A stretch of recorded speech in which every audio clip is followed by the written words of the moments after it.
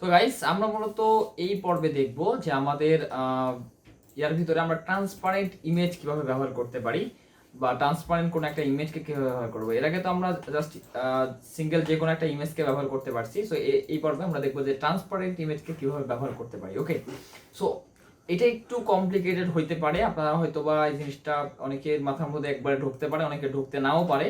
তো অবশ্যই আমি বলবো যে ভিডিওটা বারবার দেখবেন, দেখার পরে হলেও এটা প্র্যাকটিস করবেন, প্র্যাকটিস করলে আপনারা ইনশাআল্লাহ এটা পারবেন, ঠিক আছে। সো প্রথমত ট্রান্সপারেন্ট ইমেজ ব্যবহার করাটা কমপ্লিকেটেড না, কমপ্লিকেটেড যেটা আমি আপনাদেরকে একটা নতুন একটা জিনিস সম্পর্কে আইডিয়া দিব সেটা একটু কমপ্লিকেটেড।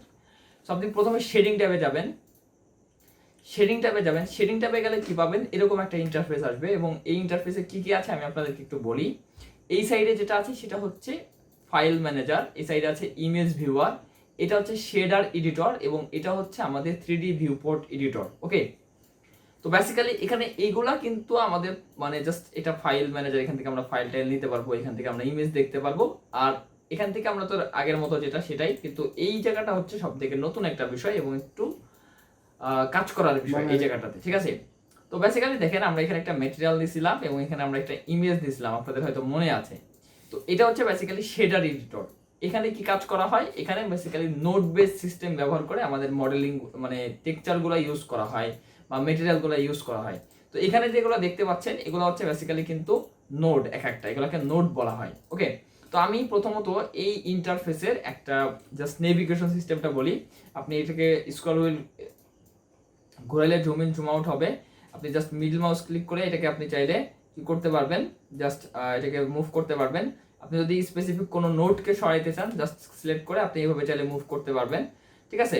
এরপরে হচ্ছে আপনি এখান থেকে শিফট এ দিয়ে চাইলে আপনি এখানে নোট সার্চ করে বের করে আনতে পারবেন এবং কানেক্ট করতে পারবেন, ঠিক আছে। এখন আমি ধরেন এই ইমেজটাকে জাস্ট আমি আবারও যে ইমেজটা নিয়ে আসছিলাম ওই ইমেজটা এটাকে আমি ডিলিট করে দিলাম। তো আমি চাচ্ছি এখানে দেখেন আমাদের এখানে যে সিস্টেমটা সেম সিস্টেমটাও কিন্তু এখানেই জাস্ট এটা নোড হিসাবে দেখাচ্ছে। তো আমি এখান থেকে চাইলে কিন্তু কালার টালার চেঞ্জ করতে পারবো, এখানে আমরা চাইলে রাফনেস আছে, মেটালিক আছে, সবই কিন্তু কন্ট্রোল করতে পারবো অ্যাজ লাইক দিস ওয়ান, ঠিক আছে। এটার নামও কিন্তু প্রিন্সিপাল বিএসডি, মানে এটার জাস্ট নোড ভার্সন হলো এটা। ওকে, সো এবার আমরা এখানে যদি ইমেজ আনতে চাই তো সেক্ষেত্রে আমরা কি করব, শিফট এ প্রেস করব, এখানে আমরা সার্চ করব, জাস্ট সিম্পলি না খুঁজে আমরা সার্চ করব যে ইমেজ টেক্সচার, ঠিক আছে। সো আমরা ইমেজ টেক্সচারে ক্লিক করলাম এন্ড কালার থেকে বেস কালারে এটাকে অ্যাড করে দেব। তাহলে কি হয়ে গেল দেখেন, এটা এই নোটটা যখন আমরা এখানে কানেক্ট করে দিলাম তখন এই যে কানেকশনটা এখানকার ইয়াটা এখানে চলে আসলো।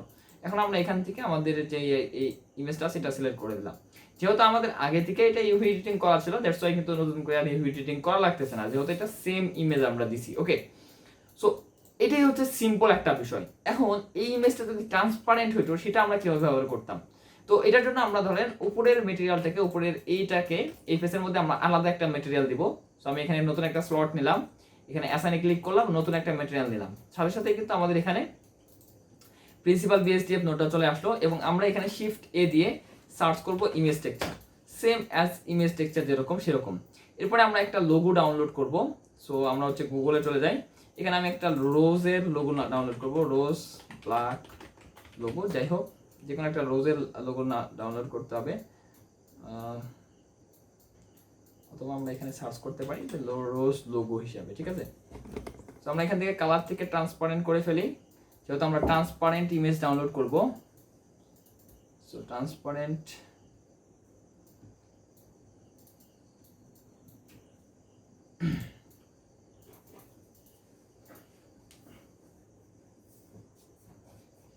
আচ্ছা, এখান থেকে আমরা একটু খুঁজে বের করি দেখি কোনটা ট্রান্সপারেন্ট, কারণ ট্রান্সপারেন্ট ইমেজ পাওয়াটা এখন অনেক মুশকিল হয়ে যায় গেছে। তো যাই হোক, এটাই আমার কাছে ভালো লাগতেছে, আমি এটাকে সেভ করি, আমাদের ডেস্কটপে সেভ করলাম। আপনি যে কোনো ধরনের ট্রান্সপারেন্ট ইমেজ হইতে হবে, মানে ইমেজ হলেই হবে যেটার ব্যাকগ্রাউন্ড নাই। ট্রান্সপারেন্ট ইমেজটা হয়তো অনেকে বুঝবে না, ট্রান্সপারেন্ট ইমেজ হচ্ছে যেটার ব্যাকগ্রাউন্ডটা নাই। ওকে, জাস্ট লাইক হচ্ছে এখানে দেখেন এটা কিন্তু ব্যাকগ্রাউন্ড নেই, জাস্ট লোগোটা আছে বা ইমেজটা আছে, ঠিক আছে।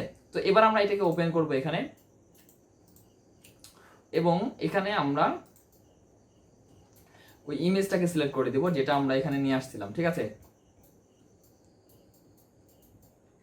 ওকে, এই লোগোটা এখন দেখেন আমাদের আগের যেটা আমরা ব্যবহার করছিলাম এই লোগোটাও কিন্তু ট্রান্সপারেন্ট, খেয়াল করেন এই ইমেজটাও কিন্তু ট্রান্সপারেন্ট ইমেজ একটা, ঠিক আছে। এখান থেকে যদি আমরা এটাকে এখানে সিলেক্ট করি এটাও কিন্তু ট্রান্সপারেন্টটা কেন ভাবে বলতেছি দেখেন, এটার এই অংশটা কিন্তু ব্যাকগ্রাউন্ড নাই, বাট ওইটা কিন্তু আসলে ট্রান্সপারেন্টের মতো করে ইউজ করি নাই, যেহেতু এটার আমরা জাস্ট ফিলটা ইউজ করছি। এখন আমরা ট্রান্সপারেন্টটা দেখবো।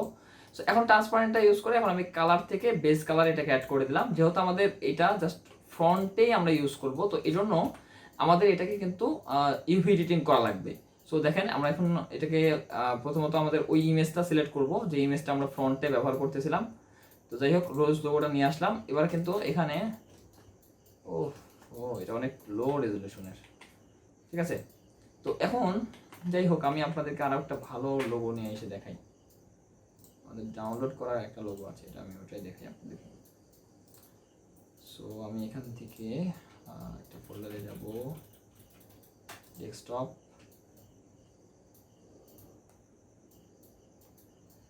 এখান থেকে টক বার্তা, আমাদের টক বার্তার লোগো আছে, আমি সেটা ইউজ করব।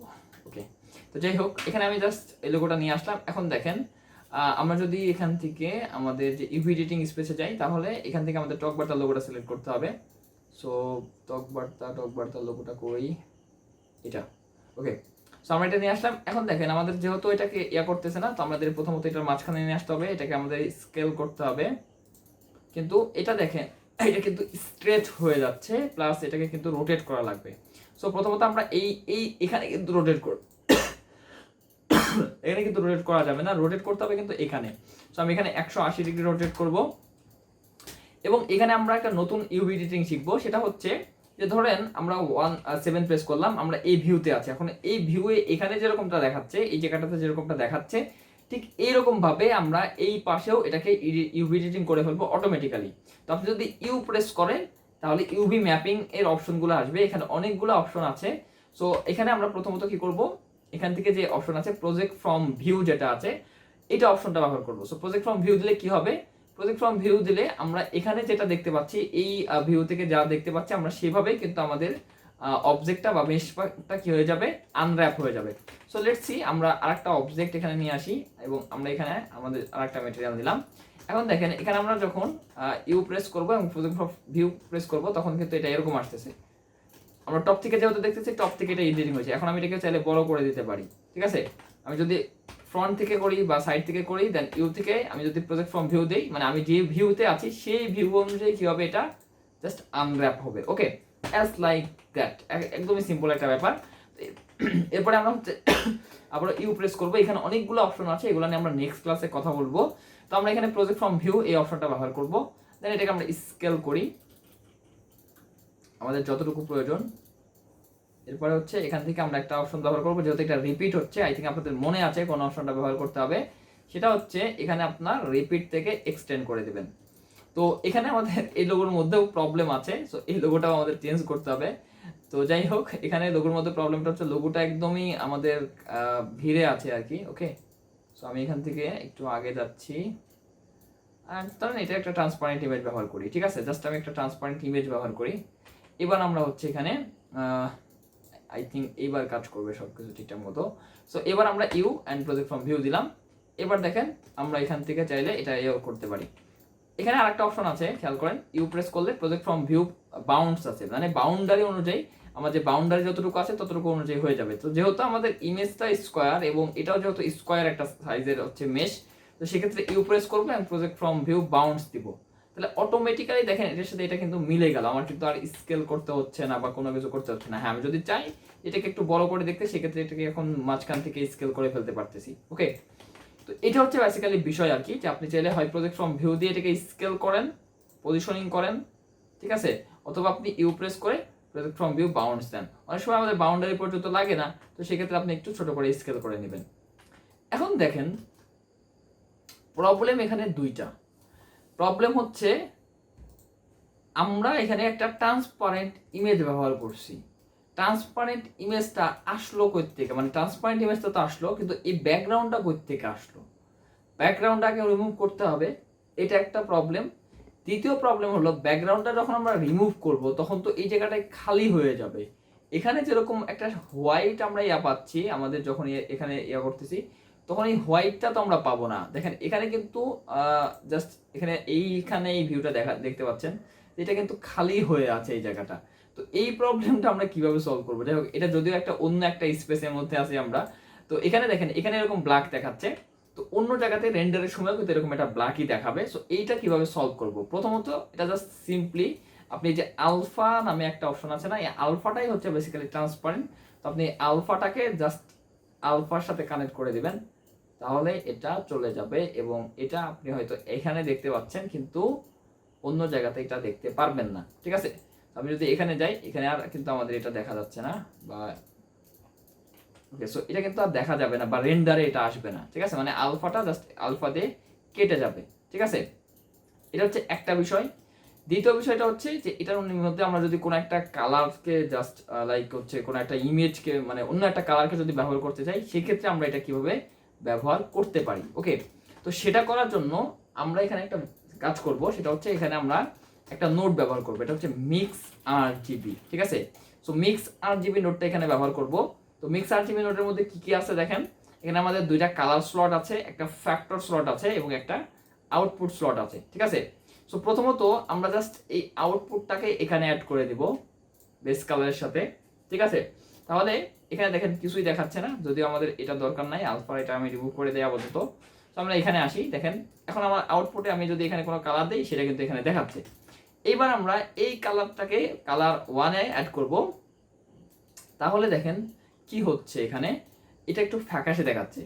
ফ্যাকাশে দেখার কারণ কি? কারণ আমরা এখানে যখন কালারটা অ্যাড করতেছি, এটা এই মানে 50-50 অ্যাড করতেছে। আমাদের কালার 1 স্লট থেকে একটা 50% নিচ্ছে এবং কালার 2 স্লট থেকে যে কালারটা আছে সেটা 50% নিয়ে আমাদের আউটপুটটা দেখাচ্ছে এভাবে।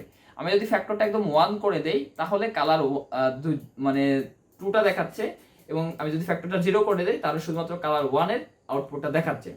আর আমি যদি মাঝখানে রাখি তাহলে দুইটা মিক্স করে দেখাচ্ছে, যেহেতু এখানে আমাদের ব্লেন্ডিং মোডটা মিক্স করা আছে, মিক্স দেওয়া আছে, সো বাই ডিফল্ট ভাবে আমাদের মিক্সই থাকবে।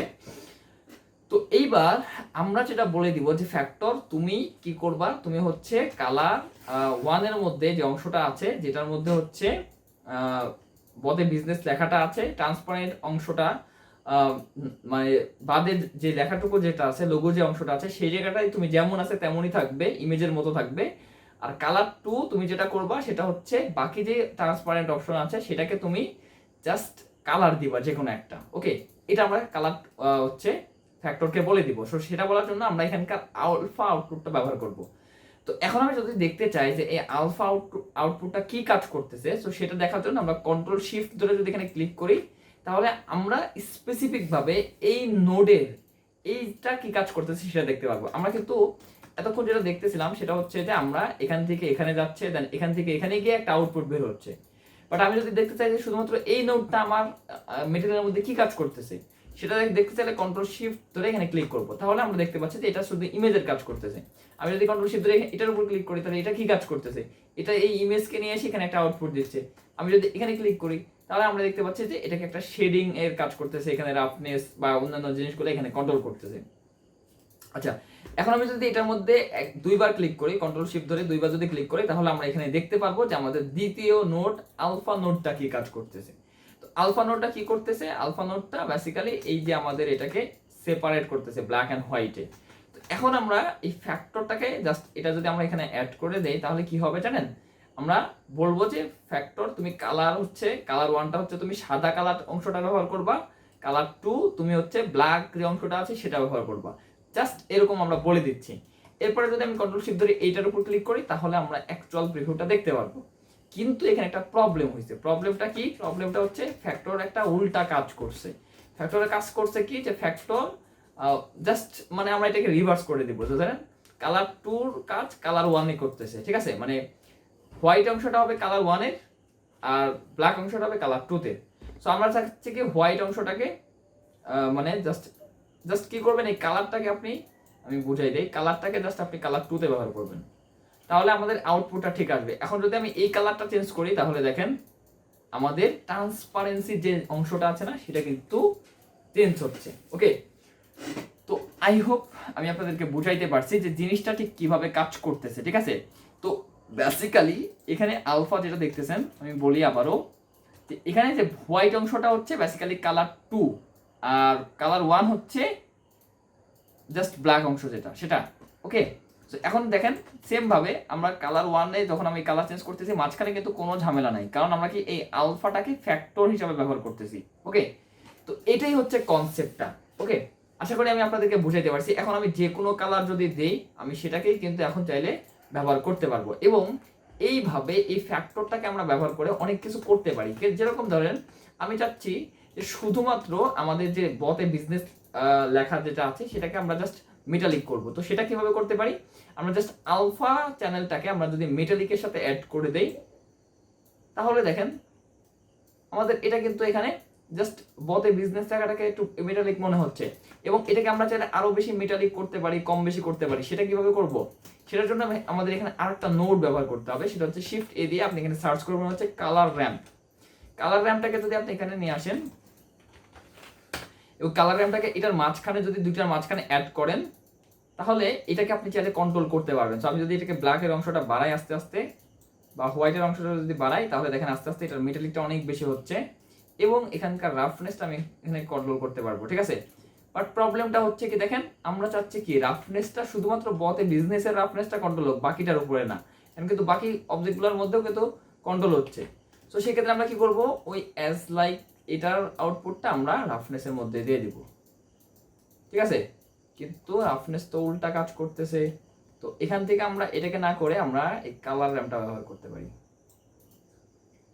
ওকে, আচ্ছা, এটাও উল্টা কাজ করতেছে। তো এটার জন্য আপনাদের যেটা করতে হবে, আমি যদি এটাকে একটু উল্টাই দেই, হ্যাঁ এবার দেখেন ঠিক আছে জিনিসটা, কিন্তু একবার কিন্তু আবার মেটালিকটা কাজ করতেছে না। তার মানে একটা জিনিস বুঝেন, তো যখন আমরা এখানে ব্ল্যাক অংশটা থাকতেছে, তখন কিন্তু মেটালিক বুঝতেছে যে আমার হোয়াইট অংশটাকে মেটালিক করতে হবে, বাট রাফনেস বুঝতেছে যে আমার হোয়াইট অংশটাকে কি করতে হবে, হোয়াইট অংশটাকে রাফনেসটা কম দিতে হবে, বাকি ব্ল্যাক অংশটাকে রাফনেসটা বেশি দিতে হবে। তো এটা একটা কিন্তু প্রবলেম। এই প্রবলেমটার একটা খুব সিম্পল সলিউশন আছে, সেটা হচ্ছে যে আপনি দুইটা নোডকে একই দুইটা মানে একটা কানেকশন থেকে এখান থেকে কন্ট্রোল করতে পারবেন। তো এখান থেকে কিন্তু আমরা ইয়াটা আমি কন্ট্রোল করতে পারতেছি, কিন্তু এখানে প্রবলেমটা হচ্ছে এটাকে ইনভার্ট করে দিতে হবে। সো ইনভার্ট করার জন্য জাস্ট আপনি এখানে আই দিয়ে ইনভার্ট মানে একটা নোড নিয়ে আসবেন, ইনভার্ট। সো এই ইনভার্ট নোডটাকে রাফনেসের মধ্যে বসাই দিবেন, অ্যান্ড বুম, দেখেন এখন কিন্তু আমাদের যেটা আমরা চাচ্ছিলাম সেটা কিন্তু এখন কাজ করতেছে, দেখেন। সো জাস্ট লাইক মানে এটা দেখেন, এটা কিন্তু ব্ল্যাক অ্যান্ড হোয়াইট, এটা কিন্তু দেখেন এখানে কিন্তু এটা এই অংশটা হোয়াইট, এই অংশটা কিন্তু ব্ল্যাক, বাট এই জায়গাটাতে কিন্তু এই অংশটা হোয়াইট, এটা কিন্তু ব্ল্যাক। বাট এটা কি করতেছে, এই কালারটা এখানে সে ইনভার্ট করে দিচ্ছে। ওকে, তো আমাদের দেন আমি কন্ট্রোল শিফট ধরে এটার উপর আবার ক্লিক করতেছি। তো এইভাবেই মূলত হচ্ছে আমাদের কি করে, আমাদের যেই রাফনেস আছে এবং মেটালিক আছে, এইভাবে কিন্তু কাজ করে। দ্যাট মিনস আপনি যখন হোয়াইট অংশ থাকতেছে এবং সেটাকে যখন মেটালিক হিসেবে ইউজ করতেছেন, তখন কিন্তু এটা কি হচ্ছে, হোয়াইট জায়গাতে মেটালিকটা করতেছে, আর রাফনেস কি করতেছে, রাফনেস ব্ল্যাক জায়গার উপরে রাফনেসটা বেশি দিচ্ছে। ওকে, তো এরপরেও কিন্তু আপনি চাইলে এটাকে আরেকভাবেও কন্ট্রোল করতে পারবেন, সেটা হচ্ছে আপনি চাইলে জাস্ট লাইক এটাকে ডিলিট করে আপনি এটাকে শিফট ডি দিয়ে ডুপ্লিকেট করতে পারেন। জাস্ট এটাকে আপনি এটার সাথে কানেক্ট করেন, এটার সাথে এটাকে আপনি কানেক্ট করেন রাফনেসটাকে, মানে আপনি আরো বেশি কন্ট্রোলের জন্য। তো এবার দেখেন রাফনেসটা এখানে কাজ করতেছে তো ঠিকই, কিন্তু প্রবলেমটা হচ্ছে এখানে, হ্যাঁ এটা এখন বাইরে কাজ করতেছে। সো এটাকে আপনি জাস্ট এই ব্ল্যাকটাকে এদিকে সরাই দেন, জাস্ট এটাকে সরাই দেন, তাহলেই কিন্তু আপনি এটা কন্ট্রোল করতে পারতেছেন, দেখছেন। ঠিক আছে, এটার কন্ট্রোল কিন্তু আপনি এখন এখানে কিন্তু করতে পারতেছেন। ওকে, সো এভাবেই কিন্তু আমাদের যে ইয়াটা আছে, আমরা উপরে যে কোনো লোগো এভাবে কিন্তু বসাইতে পারি। দেখেন এখন কিন্তু আমাদের পন্টসের উপরে যেরকম একটু রিফ্লেকটিভ থাকে, একটু সুন্দর লাগে দেখতে, এখানেও কিন্তু ওইরকম সুন্দর লাগতেছে, যদিও এটা পন্টসের লোগো না। আপনি এখানে যে কোনো অন্য যে কোনো লোগো এখন যদি বসাই দেন, সেম কাজটাই কিন্তু করবে। সেক্ষেত্রে আপনাকে একটা জিনিস মাথায় রাখতে হবে যে আপনার ইউভি এডিটিংটা কিন্তু এক একটা ইমেজের ক্ষেত্রে এক এক রকম করতে হবে, কারণ ইউভি এডিটিংটা কিন্তু এটা বেসিক্যালি বেস করে হচ্ছে আপনার জাস্ট ইমেজের সাইজের উপরে। ওকে, ইমেজের সাইজ এবং রেশিওর উপরে। সো আমি এটাকে সিলেক্ট করলাম এবং এখান থেকে আমার লোগোর যেটা আমি আরেকটা লোগো দিলাম সেটাকে জাস্ট একটু বড় করি। আগে প্রথমত ইউ দিয়ে প্রজেক্ট ফ্রম ভিউ, অ্যান্ড এটাকে আমি একটু বড় করে এভাবে করে দিলাম। সো এখন দেখেন এটা কিন্তু আমার খুব সুন্দরভাবে, খুব সুন্দর লাগতেছে জিনিসটা দেখতে আমার কাছে। ওকে, সো আই থিঙ্ক গাইস আমি আপনাদেরকে বুঝাইতে পারছি যে ঠিক কিভাবে আমরা ট্রান্সপারেন্ট ইমেজটা ব্যবহার করতে পারি, এবং আমরা ইউভি এডিটিং এর আরো বিস্তারিত নিয়ে ইনশাআল্লাহ সামনের ক্লাসে কথা বলবো। তো দেখা হচ্ছে আমাদের নেক্সট ক্লাসে।